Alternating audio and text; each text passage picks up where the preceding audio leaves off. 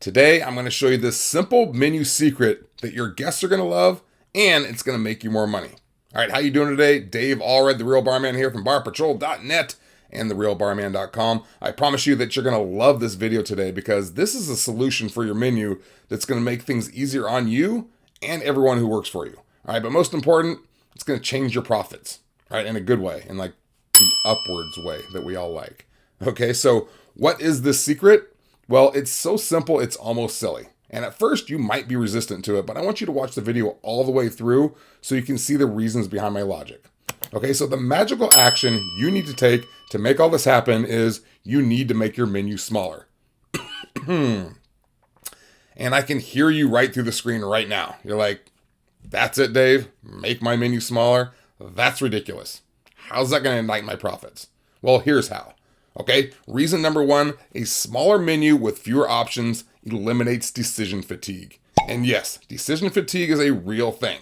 All right, when your guests come in after working all day, making decision after decision, the last thing they want is to sift through a menu the size of the New Testament.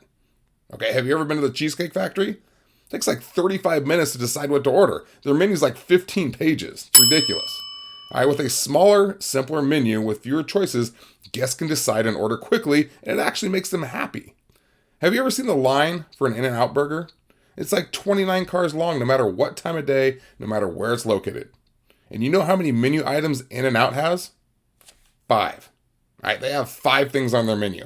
And really, it's more like 3 things because 3 of the 5s are hamburgers, which is really just one thing. So it's basically hamburgers, fries, shakes. All right, and people love it because it's so simple. And the ingredients are fresh. All right, and that's another benefit of a small menu. I'll talk more about that in a minute. All right, I'm telling you right now, you got to pay attention here. I know that you have this vision of giving everyone what they want, so you have 79 menu items, but it's actually hurting your business. Stop hanging on to what you consider your baby and let go. All right, reason number 2, fewer menu items means less ingredients. Less ingredients means less ordering, fewer invoices, easier to store your food, less waste because the ingredients are always being used. Simplify. Okay, reason number 3, your kitchen staff, and actually your staff in general, will love you for it.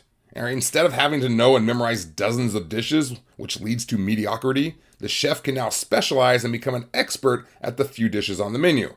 All right, suddenly those few dishes become amazing. In addition, it's easier for your servers to memorize ingredients and become experts at describing the dishes as well. All right, reason number 4, it's cost effective. As I mentioned earlier, when you have endless shelves of ingredients to cover a large array of dishes, there is bound to be truckloads of waste. All right, when you keep it simple and you narrow the ingredients down, the waste and shrinkage almost disappear. And as an added bonus, as I mentioned with the In-N-Out, the quality of the food goes up. In addition, because you know you'll be going through all the ingredients at a high level all the time, you can order in bulk from your suppliers and save even more money. Bam. All right, reason number 5, your guests will love it. All right, what's better than that? Beyond the aforementioned decision fatigue, the smaller the menu not only appears to be more high-end of nature, but as also mentioned more than once, the quality of the ingredients will be better and the kitchen becomes experts because there are fewer dishes. This means more people come back more often because they had such a great memory of the freshness and quality of the food they ate. And now they're telling everyone about it. All right, it's a vicious cycle in a good way.